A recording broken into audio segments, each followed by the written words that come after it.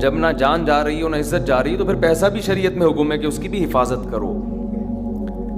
دنیا مسافر خانہ ہے. میں بار بار بیان میں کہتا ہوں, میں کیا کہتا ہوں, قرآن کہتا ہے, لیکن اس کا مطلب یہ نہیں ہے کہ اس میں چیزیں پھینکنا شروع کر دو آپ کہ یار ویسے ہی گزر جائے گی تو کوئی بات نہیں, اڑا دو, ختم کر دو, مر جائیں گے تو ویسے ہی ختم ہو جائے گا.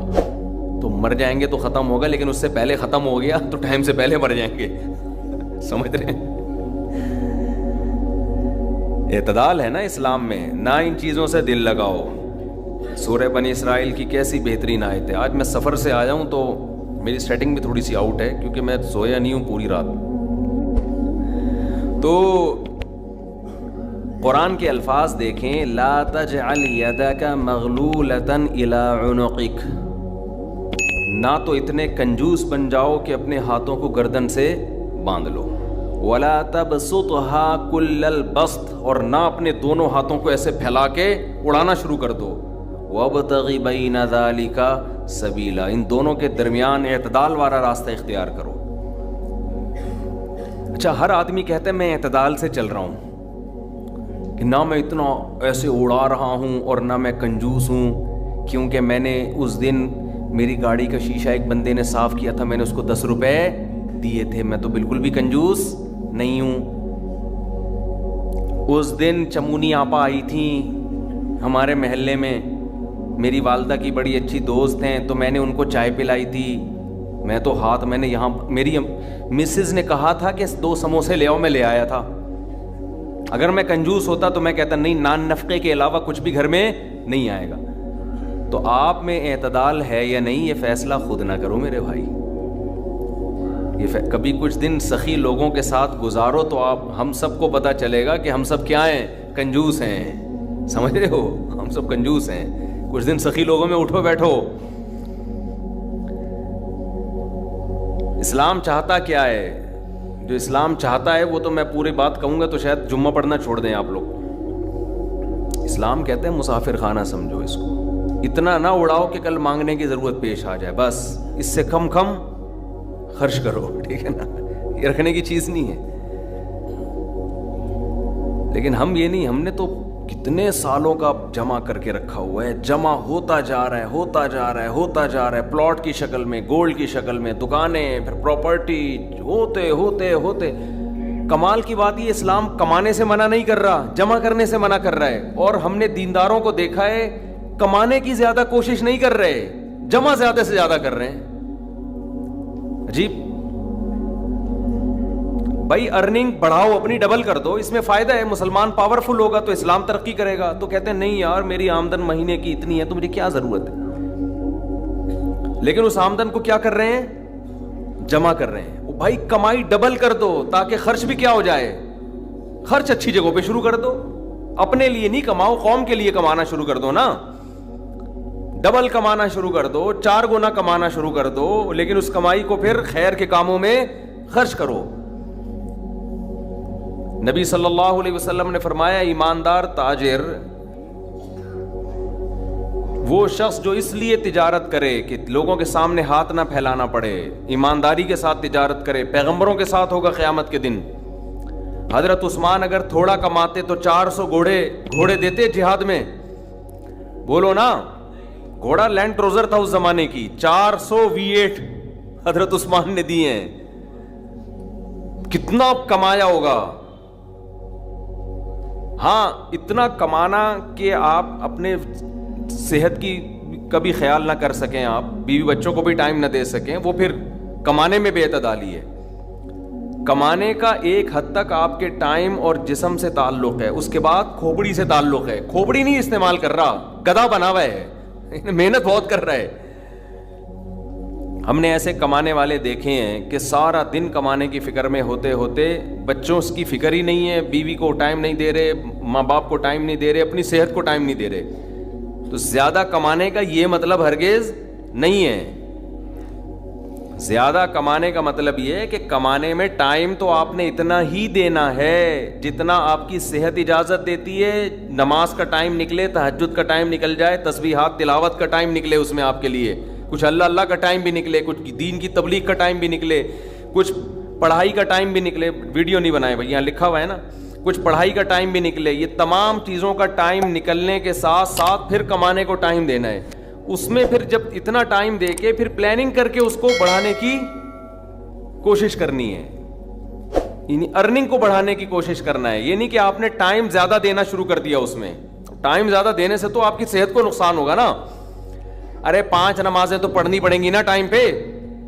پھر تلاوت روزانہ کرنی ہے کہ نہیں کرنی ہے, صبح و شام کی تسبیحات ہیں وہ بھی کرنی ہے, تہجد کی بھی کوشش کرنی ہے, باپ کو بھی ٹائم دینا, اماں کو بھی, بیوی بچوں کو بھی, پھر باقی پھر اپنی ایکسرسائز وغیرہ صحت کو بھی, پھر باقی ٹائم کس کو دینا ہے, وہ پیسہ کمانے کو دینا ہے.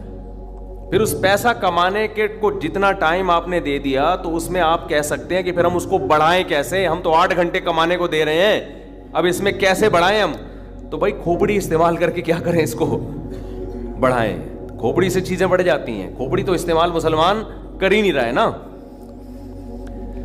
اب یہ کہ کیسے کھوپڑی استعمال کریں, تو آپ خود استعمال کرو کہ یار میں یہ کام کر رہا ہوں تو میں اگر یوں کر لوں تو یہ ایسے بھی ہو سکتا ہے. یہ بیٹھیں گے تو سمجھ میں آئے گا انشاءاللہ آپ کے خود, لیکن بیٹھتے ہی نہیں ہیں, سوچتے ہی نہیں ہیں. جو جہاں کھڑا ہے وہیں کا وہیں رہے گا وہ. خیر, تو میں کیا عرض کر رہا تھا, وہ تو بات ختم ہو گیا. آپ لیٹ آئے نا, اصل بات کچھ اور شروع ہوئی. اچھا خیر, جلدی سے بات کو میں لے کے آتا ہوں. تو اعتدال جو ہے نا, سخاوت, سخی لوگوں میں آپ اٹھیں گے بیٹھیں گے تو پتہ چلے گا کہ اعتدال کسے کہتے ہیں. عربوں میں بڑی سخاوت ہے, ہم نے علماء میں بڑی سخاوت دیکھی ہے. تو سخاوت کا مطلب یہ ہے کہ آپ اتنا خرچ نہ کریں کہ کل آپ کو مانگنا پڑ جائے. اس کا علماء نے ایک معیار بیان کیا ہے, وہ خوب اچھی طرح سمجھ لیں, وہ بڑا زبردست معیار ہے کہ اپنے اور اپنے بیوی بچوں کے لیے 1 سال کا ذخیرہ کر لیں پیسوں کا, چاہے وہ گولڈ کی شکل میں ہو یا کرنسی کی شکل, بہتر ہے گولڈ کی شکل میں ہو. آج اگر آپ جاب لیس ہوتے ہیں تو 1 سال تک اگر آپ کو جاب نہ بھی ملے تو آپ نے جو پیسہ اسٹور کیا ہوا ہے اس سے اسی معیار کی زندگی اپنے گھر والوں کو دے سکتے ہیں جو اب تک دیتے آئے. اور یہ 1 سال آپ کے پاس جاب تلاش کرنے کا یا کاروبار دوبارہ سے اٹھانے کا آپ کے پاس موقع ہے. 1 سال سے زیادہ کی پھر کوئی انتہا نہیں ہے. لوگ کیا کرتے ہیں, جمع کر رہے ہیں کہ کل اگر جاب چلی گئی, کل اگر کاروبار ٹھپ ہو گیا تو بھائی کل کیا, پھر تو خبر تک کا رکھو سنبھال کے, وہ تو پھر ٹینشن سے ہی دنیا سے جاؤ گے. تو کچھ اللہ پہ توکل کرو نا اس معاملے میں. اللہ ہمارے بس میں یہ تھا, 1 سال ایک خاص مقدار ہوتی ہے, اس میں چاروں موسم آ جاتے ہیں. بھائی کاروبار آپ کا نہیں چلا, سردی میں نہیں چلا تو ہو سکتا ہے گرمی میں چل جائے, خزاں میں چل جائے, بہار میں چل جائے, تو کبھی نہ کبھی تو چلے گا. نہیں چلا تو پھر اللہ نہیں چلانا چاہتا, وہ اسی میں اللہ کرے بیٹھ کے. جو آدمی اللہ پہ اعتماد توکل نہیں کرتا وہ تو کبھی زندگی میں سکون میں آ ہی نہیں سکتا ہے. تو 1 سال کا اسٹور کر لیں آپ. اور بہت اللہ نے پیسہ دیا ہے تو بچوں کے لیے ایک پراپرٹی لے کے ڈال دی, پلاٹ 2-4 لے کے ڈال دیے. مرنے کے بعد بچے بالکل روڈ پہ نہ آ جائیں, بس باقی کیا کرو, کھاؤ کھلاؤ. ٹھیک ہے, کیا کریں. ایک لطیفہ سنا دوں, ہمارے ایک دوست نے بھیجا تھا بڑا زبردست قسم کا. ہمارے ایک دوست ہیں لاہور میں, انہوں نے کسی کا لطیفہ بھیجا, لیکن لطیفہ بڑا سبق آموز ہے. وہ ایک آدمی گیا گوشت کی دکان پہ, شاید آپ لوگوں نے بھی سنا ہو, اور کہنے لگا کہ 1 کلو گوشت دے دو. اتنے میں ایک بندہ آیا, یہ آدمی لینڈ کروزر میں گیا نا, بڑی VIP گاڑی میں, مالدار آدمی ہے. گوشت کتنا لے رہا ہے, 1 کلو. دوسرا آدمی آیا, اس نے کہا بھائی 10 کلو گوشت دے دے, چانپیں بھی اور دل بھی, کلیجی بھی, پٹ کا گوشت الگ, بکرے کی الگ نکال, فلانے الگ نکال. بڑے بھائی وہ کسائی اس کو چھوڑ کر اس کے پیچھے لگ گیا نا, اس کو پہلے گوشت بنا کے دیا. یہ جو 1 کلو والا تھا نا, 1 کلو والا, اس کو غصہ آیا کہ یار اس کو تو 10 کلو دے رہا ہے کم بخت, 10 کلو والے کو پہلے دے رہا ہے. اس نے کہا بھائی وہ اس کا آرڈر بڑا ہے, وہ پرانا کسٹمر ہے ہمارا. اس نے کہا یار اس کے پاس اتنا پیسہ کہاں سے آیا کہ اتنا ویسے گوشت لے کے جا رہا ہے. اس نے کہا بات یہ ہے کہ اس کی 4 بیویاں ہیں. اس کی کتنی بیویاں ہیں, 4 بیوی, چاروں بیوہ ہیں. اور یہ چاروں بیویاں کسی مالدار آدمی کی بیویاں تھیں جو ان کے لیے بہت پیسہ چھوڑ کے گئے اپنی بیویوں کے لیے. اس مالدار نے کھایا کم اور بچایا بولو زیادہ. اب بچانے میں زندگی گزر گئی اس کی, تو ظاہر ہے کھانا نصیب نہیں ہوا, مر گیا. وہ مر گیا جب میں نے اس اسٹائل سے کہا نا, تو مجھے وہی یاد آ گیا لڈن جعفری, اللہ مر گئے پھر دوبارہ زندہ ہو گیا, کچھ اسٹائل اچھا تھا. تو بچایا نہیں, اور سوری بچا کے مر گیا. اب ظاہر ہے بیوی جو تھی ان کو پیسہ مل گیا ٹھیک ٹھاک, اب ان کے پاس پیسہ ہے, بندہ مارکیٹ سے شارٹ ہے. عورت کو ظاہر ہے پیسے کے ساتھ شوہر بھی تو چاہیے نا, اس میں بھی ڈیزائرز ہیں, اس کو بھی ضرورت ہے میاں کی.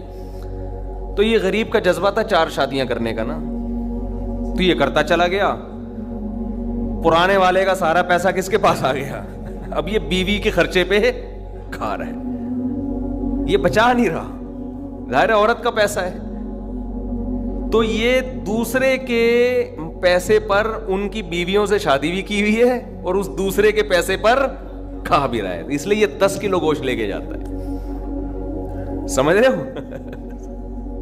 اس نے فوراً کہا میرے لیے بھی 10 کلو بنا دے, میں نہیں چاہتا میرے مرنے کے بعد میرا ہوا بچا پیسہ کوئی اور بے غیرت استعمال کرے. معذرت کے ساتھ, ابے پہلے خود تو کھاؤ. اس وقت جو تمہاری حاضر سروس بیوی ہے, بولو تم جب تک میری بیوی ہو تو کھاؤ, ٹھیک ہے نا, تم بھی کھاؤ میں بھی کھاؤں گا.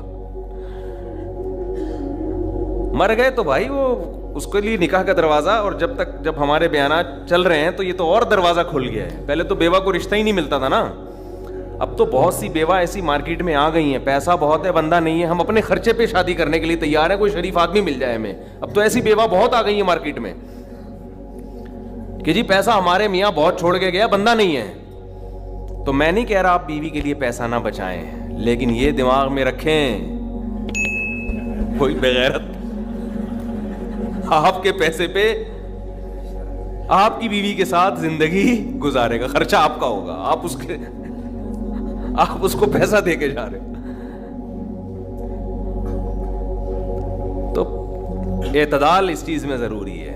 ایسے لاوارث نہ چھوڑو اپنے بیوی بچوں کو, لیکن اعتدال, اتنا بھی نہ دو کہ ہری ہری سوجنا شروع ہو. بچوں کے لیے بھی بناؤ کچھ. خیر, کہاں سے کہاں بات چلی گئی یار, تو جلدی سے بات کو سمیٹتا ہوں. کیا کروں, پھر گھوم پھر کے ادھر ادھر دائیں بائیں جانے لگتے ہیں. تو یہ میں ان لوگوں کے لیے یہ لطیفہ ہے جو بہت زیادہ بچانے کی فکر کرتے ہیں. میں کہتا ہوں نا, آپ اپنی اولاد کے لیے بچا رہے ہو, اپنی اولاد کے لیے بچا رہے ہو, کھا نہیں رہے, نہ خرچ کر رہے ہو بچوں کے, تو بچے پھر جب بچوں کے پاس آئے گا تو وہ اپنے بچوں کی فکر میں بچائیں گے. تو آپ بھی تو خود کسی کے بچے ہو نا, آپ کھاؤ, بولو مجھے اپنے ابا کے بچوں کی فکر ہے, میرے ابا نے میرے لیے چھوڑا تھا, میرے بچوں کے لیے تھوڑی چھوڑا تھا. اور اگر آپ کے ابا نے آپ کے لکھ کے بجائے آپ کے بچوں کے لیے چھوڑا تھا, تو آپ کے ابا تو بڑے بے وقوف تھے, کیونکہ بچوں کے لیے بھی اس لیے چھوڑا کہ وہ اپنے بچوں کے لیے چھوڑیں, پھر تو کھائے گا کون پھر اس کو بیٹھ کے. بات یہ کہ اللہ پہ اعتماد اور توکل بالکل ختم. یہ بھول گئے ہیں کہ جب انسان دنیا میں آتا ہے تو صرف پیٹ نہیں لے کے آتا, 2 ٹانگیں 2 ہاتھ کمانے کے لیے لے کے بھی آتا ہے. آپ کا بچہ